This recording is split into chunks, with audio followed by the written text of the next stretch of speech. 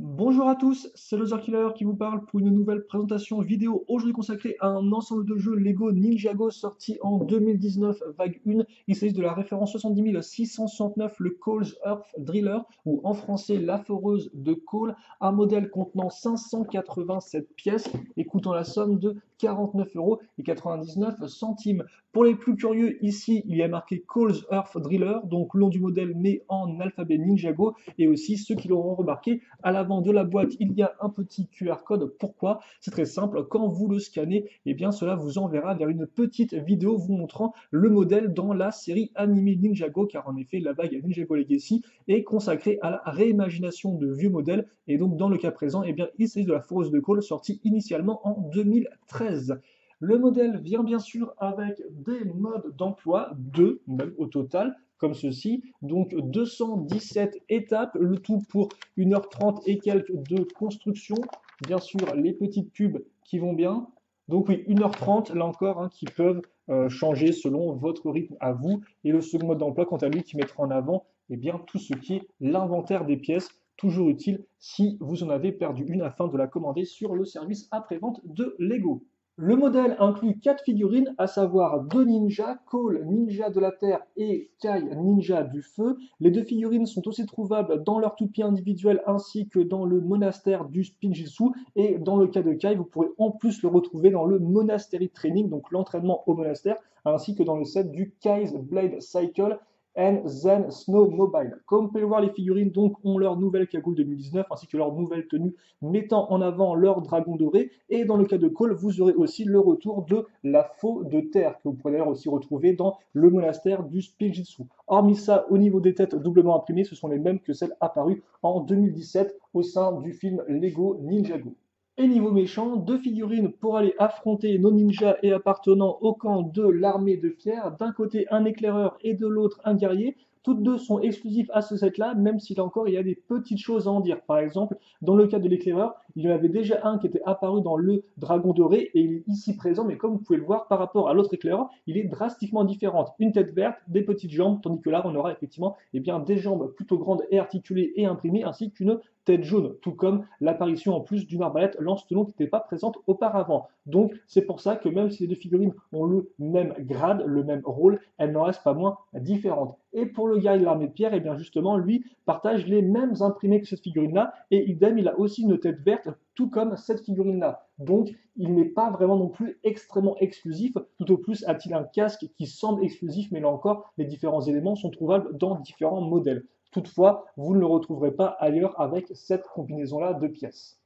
Et voici l'arrière, donc qui vous montre leur armure imprimée. Mais nos deux figurines ne seront pas seules. Face aux ninjas, en effet, elles auront un soutien de taille, à savoir le guerrier de pierre géant. Et donc oui, les maxi figurines à construire Lego font leur apparition dans le thème Lego Ninjago. Et quelle apparition! On a un personnage emblématique apparu pour la première fois dans la saison 2, le guerrier de pierre géant avec ses 4 bras, et donc qui a enfin une représentation qui lui fait entièrement honneur. Alors d'un point de vue historique, ces figurines sont apparues pour la première fois assez récemment dans le thème Lego Super Heroes Marvel avec Ant-Man. Et donc là, c'est la première fois qu'on a une figurine de grosse taille, si je ne dis pas de bêtises, dans un thème non licence, donc Ninjago, un thème 100% original Lego. En termes de dimension, la figurine fera 10,5 cm de large, 4 à 5,5 de profondeur et 18,5 de hauteur. En termes d'articulation, eh bien, on a affaire à plus ou moins les mêmes articulations qu'une figurine Lego traditionnelle, à savoir que la tête peut pivoter complètement, il n'y a aucun point de blocage. Les bras ne sont pas sur pivot mais sur ball joint, ce qui leur permet d'être un peu plus articulés et de faire un peu plus de mouvements. Des mouvements qui seront tout de même limités du fait de la forme d'armure, ce qui fait que les bras des fois bloqueront contre l'armure, ce qui peut être un peu dérangeant mais pas non plus insurmontable. Les bras sont aussi placés sur pivot, pivot vers l'avant, vers l'arrière et sur les côtés. Et enfin, donc, il y a les jambes qui, tout comme une vraie figurine Lego, peuvent être montées à ce niveau-là ou encore reculées et bloquées ici. Ce qui fait que vous pouvez faire des poses assez stables avec les jambes ouvertes comme ça, si j'arrive, voilà. Et donc, avec les bras qui bougent dans différentes directions pour faire des poses vraiment intéressantes et dynamiques. Un géant de pierre donc qui est vraiment fun à poser, mais aussi à assembler et à regarder, et ce du fait des différents détails, aussi bien grâce aux stickers que grâce aux techniques de construction, comme par exemple au niveau du torse avec les différentes pièces superposées pour représenter les aspérités de l'armure ou encore les pièces courbées au niveau du bras, et bien évidemment le casque de samouraï qui est une vraie merveille de représentation selon moi, avec plein de techniques de construction dans un espace vraiment très compact, très clos, et pourtant ils arrivent, malgré ces limites d'espace, eh bien, à recréer une forme de casque avec les pièces courbées sur charnière au-dessus par exemple, ou encore les pièces courbées casées sur le côté à l'arrière pour représenter eh bien, la forme un peu d'escalier et donc la forme d'un casque de samouraï et donc par extension la forme du casque Lego. Et tout ça pour dire qu'on a vraiment eh bien, une figurine qui est très bien réalisée, qui est unique en son genre et qui amène vraiment un plus eh bien, au set selon moi. Toutefois, le set ne se termine pas au géant de pierre car il y a bien sûr eh bien, la foreuse de Cole en elle-même, donc une foreuse qui justement est de taille pour affronter un tel géant, car en termes de dimension, nous sommes dans du 30,5 de long, du 10 à 15 de large et du 8 à 9,5 de hauteur, hein. Alors la largeur est différente, pourquoi? C'est soit si vous comptez donc d'un côté à l'autre de l'habitacle ou alors d'un côté à l'autre des grosses roues à l'arrière qui elles aussi sont assez massives. Et d'ailleurs, par rapport à une figurine, je pense que ça se voit, on a quand même carrément affaire à un véhicule qui est très impressionnant. Niveau fonctionnalité et mécanisme, nous avons deux lance-tenons, mais ça c'est complètement anecdotique car en effet, nous ce qu'on veut voir, eh bien c'est une foreuse qui tourne et elle va tourner en effet quand vous faites rouler le véhicule d'avant ou en arrière, eh bien la foreuse, d'ailleurs constituée de deux segments, va se mettre à tourner l'un dans le sens opposé à l'autre. Toutefois, ce n'est pas tout, car contrairement aux autres véhicules qui ont leur foreuse qui tourne uniquement quand le véhicule est en mouvement, là ce n'est pas le cas. Vous pouvez garder le véhicule à l'arrêt et juste faire pivoter le réacteur à l'arrière et magie, la foreuse eh bien, va tout de même pivoter, ce qui est particulièrement novateur selon moi. Tellement novateur que je m'en vais prendre quelques instants pour vous expliquer comment fonctionne ce mécanisme. Donc de base, nous avons une roue qui est reliée à une roue dentée beige, qui est reliée à une roue dentée bleue, qui est reliée à un grand axe rouge, qui est lui-même relié à la foreuse. Ce qui veut dire que quand le véhicule va rouler, le mouvement de la roue va entraîner la roue dentée beige, puis bleue, puis l'axe rouge, et donc ainsi faire tourner la foreuse pendant que le véhicule avance ou recule. Ça, c'est plutôt logique. Le truc, c'est que logiquement, quand le véhicule est à l'arrêt, la friction entre le pneu et la surface du sol fait que le pneu va être immobile. Et donc, si le pneu est immobile, la roue dentée, elle aussi, va être immobile. Et donc, logiquement, on ne devrait pas pouvoir faire tourner la foreuse. Or, si je maintiens en place la roue comme ceci pour faire comme si elle était sur le sol et que je tourne la pièce de réacteur, la foreuse tourne quand même. Et donc, comment ça se fait? Eh bien, c'est très simple, c'est dû à la pièce de couleur bleue ici. Car de base, la pièce beige, elle est comme ça. C'est-à-dire qu'au centre, il y a un trou cruciforme, donc un trou en forme de croix, si vous préférez. Mais la pièce bleue, elle a beau avoir les mêmes dimensions, en son centre, elle n'a pas un trou cruciforme. Elle a un trou circulaire. Et c'est là que va se faire la différence. C'est que si justement j'ai un trou circulaire, je peux caser une barre circulaire comme ceci. Donc c'est la même pièce qui est utilisée à ce niveau-là, hein, exactement la même pièce et tout. Je peux donc caser une barre circulaire dedans et comme vous pouvez le voir, je peux quand même la faire pivoter à l'intérieur. Et donc c'est grâce à ça que fonctionne le mécanisme, car quand la roue dentée bleue est bloquée, eh bien la barre qui est à l'intérieur peut elle quand même tourner. Et justement, c'est grâce à la friction qu'il y a entre le pneu et le sol qui fait que la pièce bleue est suffisamment immobile pour ne pas pivoter et donc laisser la pièce à l'intérieur, la barre à l'intérieur, pivoter elle sans problème et donc ainsi faire tourner la foreuse. Et voilà comment fonctionne ce mécanisme que je trouve vraiment ingénieux, certes simple, certes grâce à une seule pièce, mais une pièce qui se révèle être plutôt utile vu que c'est vrai qu'on n'a pas spécialement envie de toujours faire tourner, faire avancer le véhicule pour faire fonctionner la foreuse. Donc le fait que les deux ne soient pas liés l'un à l'autre, c'est vraiment un gros plus selon moi.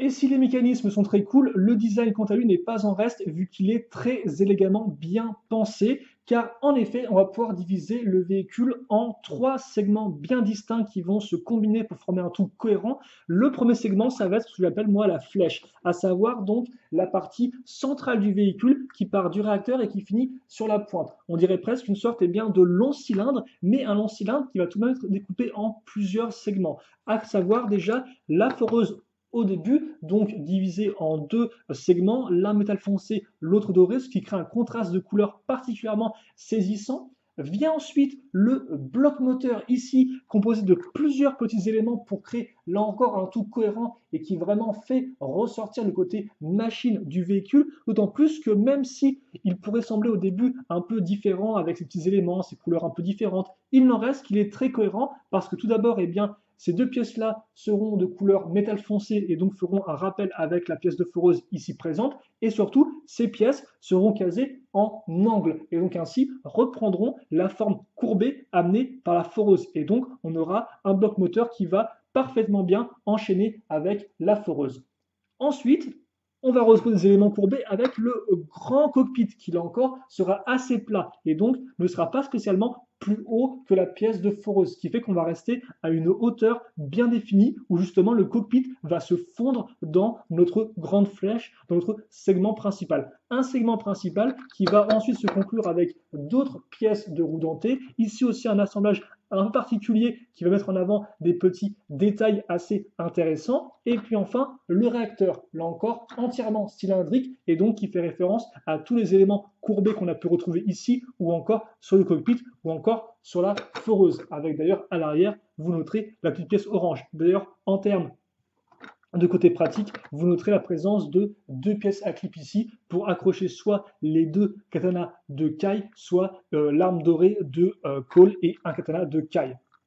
Donc déjà, on a ce premier segment qui est très propre, très courbé, qui vraiment est cohérent de A à Z, des éléments répétés, des formes répétées. Et donc, cette espèce de flèche va être prise en sandwich par les parties latérales. Les parties latérales, c'est ceci jusqu'à cela, à savoir une sorte de grand triangle, donc qui d'abord commence avec ces grandes pièces dorées, et puis ensuite va continuer avec ces différents éléments de roche, aussi bien marron que gris foncé, qu'on va compacter les uns sur les autres pour vraiment justement refaire sortir ce côté rocheux. Un côté rocheux donc qui va amener à l'ensemble au véhicule un côté élémentaire, l'élément de roche, donc de colle qui ressort vraiment de très belle manière, mais surtout qui, du fait de la forme triangulaire, va amener à l'ensemble un dynamisme. On n'aura pas juste une sorte de gros véhicule cylindrique, on aura en plus un véhicule dynamique du fait de cette forme triangulaire de l'ensemble. Et d'ailleurs, vous noterez qu'on a des pièces rocheuses qui vont arriver juste ici. Donc, c'est-à-dire qu'on a quelque chose de très compact. On n'a aucune zone de vide.